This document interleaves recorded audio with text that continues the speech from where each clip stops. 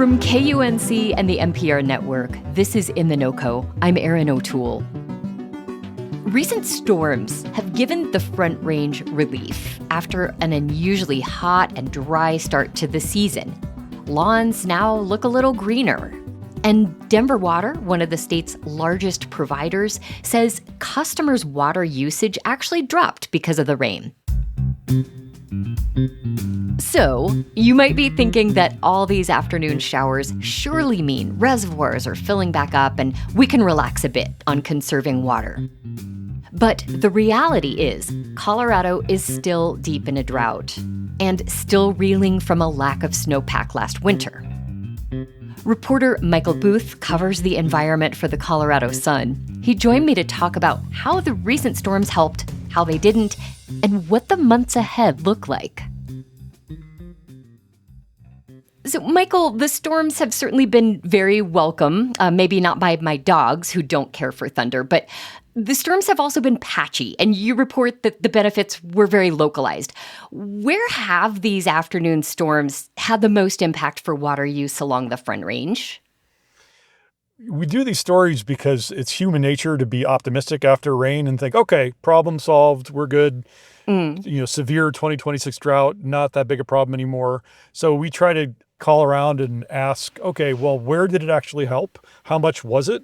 Does it have an impact? And so in doing that research, we found that there's some places that absolutely did help, especially for farmers on the Eastern Plains who need rain at the right times. And snowpack is good for them in the spring, but they do still need some summer rains to finish off their crops. So Eastern Plains, pretty good. But we could talk about other parts of the state if you want and talk about where it didn't help. Okay. Well, so how much have the storms helped growers on the Western Slope, for example? Unfortunately, for Western Slope, almost not at all. While we were getting some front range storms in some of the suburbs and all the way up toward Fort Collins, where people were getting 2 to 3 inches over the course of a couple of days, the Western Slope was getting negligible amounts of water. And as we talked to people, we also learned that even if they had gotten more water, there's just such a deficit from the bad winter snowpack that it soaks into the ground before it ever gets to a creek bed. Well, that brings us to snowmelt and how vital it is to Colorado's water supply. Help us understand here, why is a healthy dose of summer rain just not enough to overcome low snowpack like the high country saw last winter? Colorado's whole system of hydrology and the water that we use is really based on getting those deep, high country snows in the wintertime that then melt slowly in the spring and fill up the rivers and soak the ground and kind of provide that steady trickle and then steady streams later in the spring and then accumulate to a point where the reservoirs get full as well. Rains just don't have as big an impact because they, especially now after a couple of years of drought, are just drying up, and the ground is so dry that it often evaporates before it ever accumulates in a creek or a reservoir.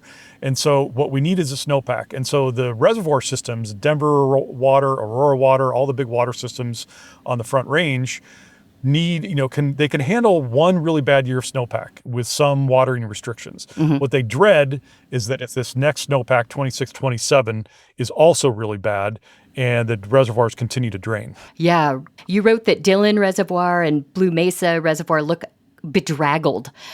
I'm curious, is there a rule of thumb water managers have for how much more useful snowpack is compared to rainstorms? Is 1 inch of snowpack worth 10 inches of rain or something like that? They've got lots of formulas. What they look at is their current reservoir storage. So Denver's now in the 70% of where the full reservoirs. They would like to be in the low 90s at this point. Some of the other cities like Fort Collins and Boulder are saying that their mountain reservoirs are doing okay because of the river systems that they are on, but they watch it very carefully and they can see it, predict very carefully how it will ratchet down a couple of percentage points if there's no rain to stop people from watering their lawns. All right, so a few rainy weeks can't replace the slow snow melt that supplies much of Colorado's water. Give us a sense of what the coming months might look like in terms of precipitation and moisture. The meteorologists are furiously looking at all of their modeling to see what's going to be coming from El Nino. They're hoping that there is a El Nino pattern developing in the Pacific. But the problem is it could go either way. It could bypass us and cause major weather disturbances and major weather events in other parts of the country. But there is some hope that an El Nino pattern would bring us above average snow and start to replenish the snowpack, and then in the spring, the reservoirs. Some hope there. That's putting all your chips on something that's very uncertain and not sure who's willing to take that gamble. Well, Denver officials are considering ending their lawn watering season early on October 1st. I didn't even realize there was a lawn watering season. People usually just stop watering as it gets colder. How unprecedented would a mandatory end to lawn watering be? Up until now, for the past few years, it's been an informal end of the system, meaning they recommend that you stop watering October 1st. They call it, the word they used was guidance. What would change now is that they're seeing with climate change and long-term drought that September is kind of the new August. And so they are seeing hot weather and people's lawn watering continue on through September. What they want to let people know now is that the October 1st date, if the Denver Water Board votes on this and approves it, and they likely will, means that it's now no longer guidance, it's actually a rule. And so after October 1st, if they see you using your lawn irrigation system, you can now get the same warnings and the fines that you're getting in the middle of the summer.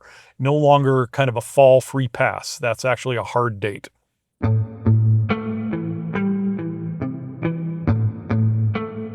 That's Michael Booth, who covers the environment for the Colorado Sun.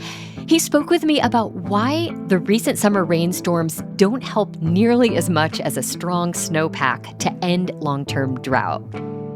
We'll have a link to his recent story in our show notes and at KUNC.org. And I want to take a moment here to remind you about our upcoming live event in Estes Park this coming Tuesday. I'll be interviewing Melissa Strong about her new memoir, Climbing Through.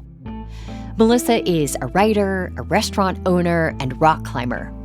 But a random accident left her hands badly damaged and threatened everything that she'd been working toward. In her book, she shares the story of how she was able to move beyond the accident, drawing upon the toughness and the courage she learned from climbing. So, tickets are still available for the special live episode taping with Melissa Strong this coming Tuesday, August 25th at 6:30 p.m. It's at the historic Park Theater in Estes Park. Find more details and purchase tickets at KUNC.org on the events page. It's going to be a great evening, and I'm so excited to see you there. And hey, if you liked today's episode, you can listen to more In The NoCo on demand. Every interview we publish is available at KUNC.org or in our feed wherever you get podcasts. That's it today for In The NoCo. I'm Erin O'Toole. Thanks so much for listening.